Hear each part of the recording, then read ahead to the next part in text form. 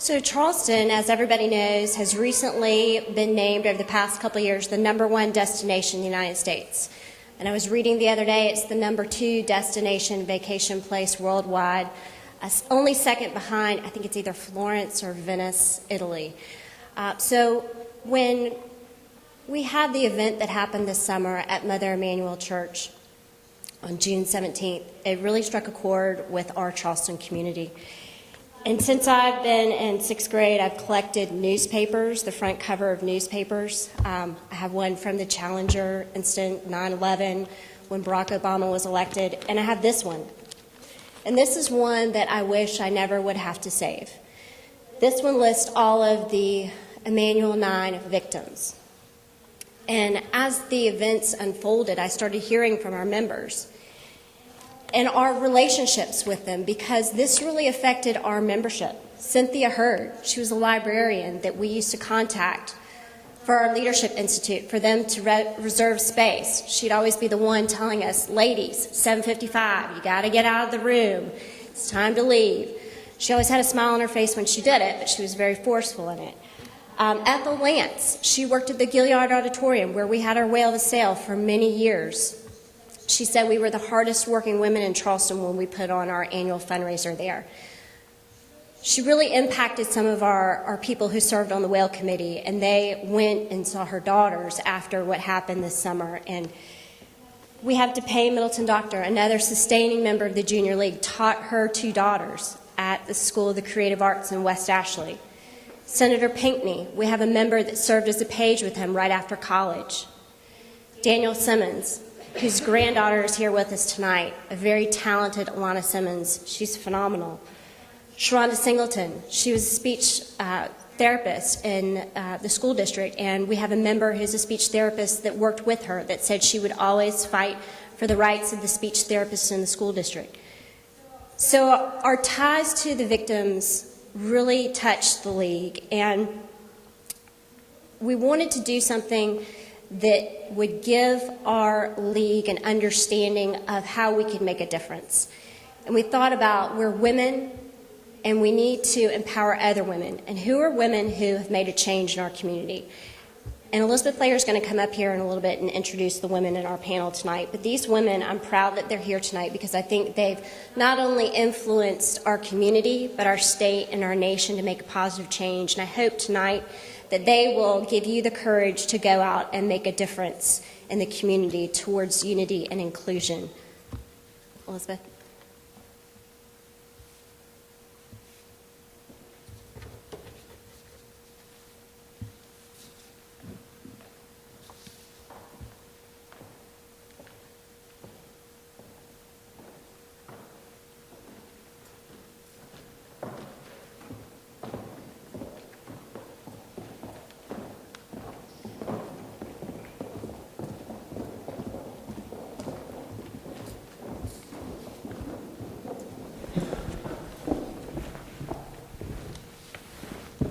Good evening, everyone. I'm Elizabeth Player. I'm the Director of Training for the Junior League of Charleston, and we are thrilled that you are here tonight, and we are absolutely thrilled and honored to have our guest panel with us tonight. I'd love to introduce all 3 of them, as well as our moderator, Nicole Johnson-Shealy. Starting at my far right, we have State Representative Jenny Horn. She represents Dorchester County, and she is serving her 4th term in the South Carolina House of Representatives for House District 94 in Dorchester and Charleston counties. She serves on the Judiciary Committee and chairs the Special Laws Subcommittee. In 2013, she was elected by her peers to serve on the House Ethics Committee. In her regular job, day job, she is the owner of the Jenny Horn Law Firm in Somerville and practices in the areas of real estate law, family law, employment law, and general litigation. She's a 1994 graduate of the University of South Carolina Honors College and a 1997 graduate of the USC School of Law. After graduation, she clerked for federal trial judge Margaret Bean Seymour. She's been named Legislator of the Year by the YMCA, the Charleston Trident Homebuilders Association, and the Association of Personal Care Providers. She also received the Bert Sakania Award from Low Country Children's Center for her advocacy on behalf of children, and is a past member of the Charleston Regional Business Journal's 40 Under 40. Most recently, she was selected for a national award by Politico magazine as one of the top 50 influencers in government for 2015. Jenny and her husband Mark live in Somerville with their 2 children, Nicholas and Maggie, and their spoiled Maltese Baxter. I would love to meet Baxter. And then in the middle, we have Alana Simmons. She is the founder of the Hate Won't Win movement. Alana was born and raised in Newport News, Virginia, and has 3 siblings, Daniel III, Ava, and Anya, and the 4 of them are the grandchildren of the Reverend Daniel Simmons Sr. Their family was forever changed with the events of June 17th. Her grandfather was known as Super Simmons, and I know that has been a terrible loss for their family. But from this tragedy, Alana has used the national spotlight of her family to launch a campaign of love. She challenges society to be the change it wants to see instead of relying on policies to change people. And inspired by the stories she heard in the aftermath of June 17th, she decided to turn the social media campaign into a worldwide movement and a nonprofit organization. The purpose of Hate Won't Win Movement Incorporated is to demonstrate God's love through advocating for unity and to give back to families and communities who are victims of hate crimes. This movement charges us with showing acts of love toward those who are different, posting it to our social media pages with the hashtag Hate Won't Win, and challenging others to do the same. Hate Won't Win is a movement of the heart. Alana wishes to see her generation lead the society in leaving legacies of love for who you are, love for what you do, and love of others.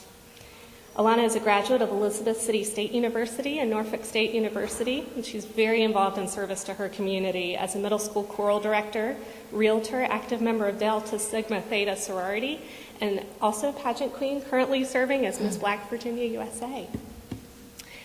And to my closest right is Dorsey Fairburn. She is the organizer of the Bridge to Peace Unity Chain here in Charleston. And after the tragedy in June, Dorsey, along with 2 other women from Mount Pleasant, conceived an idea to hold a peace march across the Ravenel Bridge to honor and remember the victims and to promote unity and peace in the wake of this tragedy. Through social media, they invited the community to convene on the bridge on a summer Sunday evening.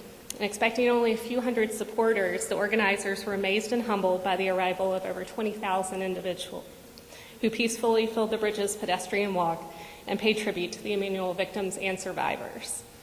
Dorsey is co-founder and owner of Made Pure Incorporated, a home cleaning service that only uses non-toxic natural cleaning products. She's originally from Maryland and moved to South Carolina in 2007. Before moving here, she worked as a producer of television news in the Washington, D.C. area for 10 years. And Dorsey and her husband, Matthew, live in Mount Pleasant with their 3 sons. Moderating our panel this evening is Nicole Shealy. She is a freelance journalist from Charleston. She has worked in TV news since 2006 and has held positions at CBS in Columbia, NBC in Albany, Georgia, and CBS and ABC here in Charleston. In 2012, she took a break from her work to stay at home and care for her young children and has just returned as a freelance journalist this year. We are proud to have her here because she is also a member of the Junior League of Charleston and currently serves as our Assistant Director of Communications. She joined forces with the League to make an impact on her community and to meet fabulous women who she's thankful to call her friends. She's married to William, and together they have 2 adorable children, Liam, age 3.5, and Sophia, age 23 months. So thank you, and I will turn it over to Nicole to start talking with our panelists. Well, welcome, ladies. Thank you so much for being here with us. We're just thrilled to have this opportunity with women who are making a difference here in this community. Let's start with Dorsey. I do believe we have some pictures of the Unity Walk that you helped organize here over the bridge, attended by more than 20,000 people. This event ended up being huge, Dorsey. When you and your friends were sitting around after the shooting, what were you thinking? Right, so actually, I was with my husband, and he woke me up on Thursday, and it just, let me know about the tragedy. And I just kind of, that news person in me, that's kind of my background, kind of sat down in the chair, and I don't think I got up for about 3.5 hours. And when you're trained in TV, as you know, you kind of sit there and you're like, okay, how's the story going to play out? And yes, I'm from Maryland, so I certainly saw the aftermath of Ferguson and Baltimore, and was kind of waiting all day to see what was going to happen. And in my mind, I was playing out these images of how I wanted the story to be told. And so that evening, I was sitting down with my husband, and I was saying, wouldn't it be cool, and this is my left-handed brain talking, wouldn't it be really cool if instead of, the tragedies that we saw in the other cities, wouldn't it be cool if everybody kind of got together and showed the world, how to respond properly and how to respond in unity, and put something on my personal Facebook at like 8:10, and then thought, at Mom Swap, that Mount Pleasant or Daniel Island Mom Swap, I mean, they are just, they're on it. Let's do it. So I thought, I'm going to take a leap. And when you throw yourself out there on social media, I mean, I don't care what you write, but you're like, okay, what's going to happen here? What's somebody going to say? And about 1 o'clock, 3 women Facebooked a private message and said, what do you need? Let's do this. And then that next morning, it was like, I'm in +5, I'm in +6. And, the story was written. And I knew Charleston would respond. I mean, it was just amazing. Yeah. So. Yeah, Charleston definitely responded in a way different than the other places that you mentioned. What did you ladies think when you saw the number of people? I mean, that's pretty much viral for this community to spread like that. You have any thoughts? Well, when we were on our way, because I live in Hampton, Virginia, and my entire family lives in Hampton, Virginia, so when we were on our way to Charleston, that was one of our concerns outside of everything else that was going through our mind. How was the community going to respond? And, were we going to see what happened in Baltimore? Were we going to see what happened in Ferguson? Was that going to happen here in Charleston? And when we got here and we saw that it was the exact opposite, it was really a comfort to our family. And to see, I saw this on social media before anywhere else, and I was like, wow, we missed it, but I missed it too. Yeah, oh, you missed it too? I wasn't on the bridge. That was how big it was. I mean, it was it's very comforting when you lose someone in such a horrific manner to know that everybody's not like that, and that there are people who are standing with you and people who are willing to show some kind of solidarity. Did you want to add anything, Jenny? I'm sorry. Oh, would you like to add anything? Well, we were all deeply impacted by this tragedy. And of course, I knew Senator Pinckney since college. He and I were pages together in the House. So, and attending the funeral of Senator Pinckney was a very moving experience. I know some people were trying to get into the funeral. There were thousands of people lined up for 2 miles down the streets of Charleston to get into the funeral, and of course there were only 6,000 seats. So people had to stand outside, and it was very hot. And the elderly were out there, and it was like a diverse group of people who were coming to pay their respects. And I believe that when I attended the funeral, the message was so powerful, a message of forgiveness, a message of love. And I just will never get that image out of my mind of Senator Pinckney's widow in her black dress and her hat, and those 2 precious little girls in their white dresses and their bows. And it reminded me about the widow of Martin Luther King Jr., who had 4 little kids when he was assassinated. And certainly I was thinking, why is this happening in 2015? And so it made a lot of us, policymakers, activists, moms who just wanted to do something to show solidarity. I think we all were inspired by the reaction of the people of Charleston, and we all felt that we had a part to play. And certainly my part is a small part in the aftermath of what happened.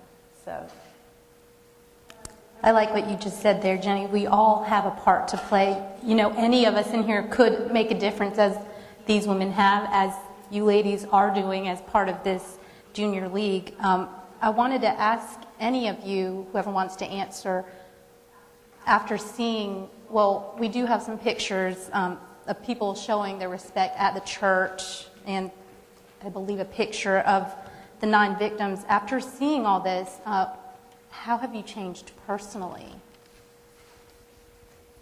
Well, I know for myself, I've never seen something like this before. Like typically, whenever there's media coverage of some kind of tragedy of this capacity, you don't see this kind of reaction. So I didn't even have an expectation to see, you know, black people and white people, or Jewish people and Christians, or all the denominations. I just wasn't expecting, I guess, the diversity of the group of people that were here to show love and compassion.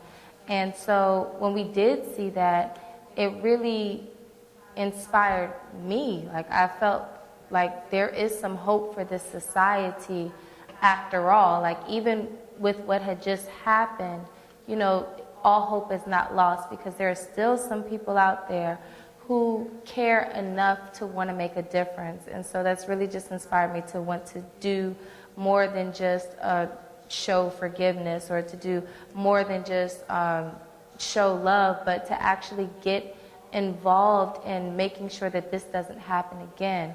Just like you said, we had the same exact image at Senator Pinckney's funeral years ago at Dr. King's funeral, and we shouldn't still be there. And oftentimes people turn to policymakers and ask, you know, well, what can we do about gun control, or what can we do about mental health issues, and so on and so forth, but we never really sit back and reflect on what we could do, because these people who go out and murder people because of the color of their skin, or because of whomever it is that they worship, or for whatever reason, they're a product of our society that we're all a part of. And so I really wanted to encourage people, and myself included, to take a step back and look, well, what have I done, or what have I not done to allow this to happen? And how can we get more people involved to do something